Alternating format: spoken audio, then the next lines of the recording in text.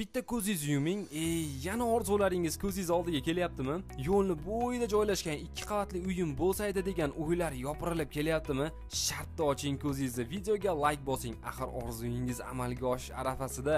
3.7 sotixga ega 2 qavatli aynan siz so'ragan yo'lni bo'yidagi uy topilib turibdi. Jami 8 ta xona, 4 ta sanuzeli mavjud. Oila a'zolaringizni bittadan xonaga tarqatib olsangiz ham bemalol sig'ishib ketar ekansiz. Birinchi qavatlarini remontlari qilingan, yashashga tayyor. Kirish qismida chapda keng va chiroyli ta'mirlangan mehmonxona joylashgan. O'ng tomonda esa oshxona keladi. Birinchi qavatning umumiy sanuzeli, bolalar yotoqxonasi, kattalar yotoqxonasi ichida o'zining sanuzeli bilan tayyorlangan. Ko'rib turganlaringizdan oshxona mebeli qolar ekan. Qolganini o'zingiz boshqatdan jihozlab olaverasiz. Birinchi qavatdagi hamma xonalari istiqbol qilingan. Atapleniya ham bor. Qish-qironli kunlarning sovug'idan qo'rqmay yashayverasiz. Gaz, svet, suvdan muammosi yo'q. Kanalizatsiyani keyin o'rnatib olsangiz ham bo'laveradi.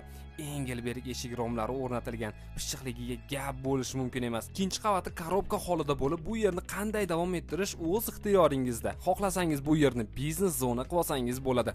Tashqarida ham yozgi oshxona, sanuzeli qilinibdi. Mana shunaqa sharoitlarni ota-onamga, oilamga qilib beraman deb yurardingiz-a?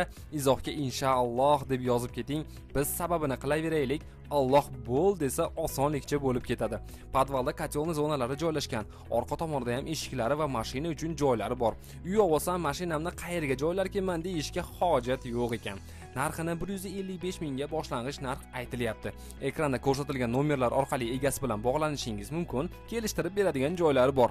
Manzilni aytib o'taman. Shodiyona mahalla fuqarolar yig'ini, Sohibqiron Temur ko'chasi, mo'ljal esa Istiqlol stadioni va Bobur kolxoz chorrahalari o'rtasida joylashgan. Shunaqa uylarni sizga ham nasib qilsin deb yaqinlarga shu videoni tarqatib qo'ying.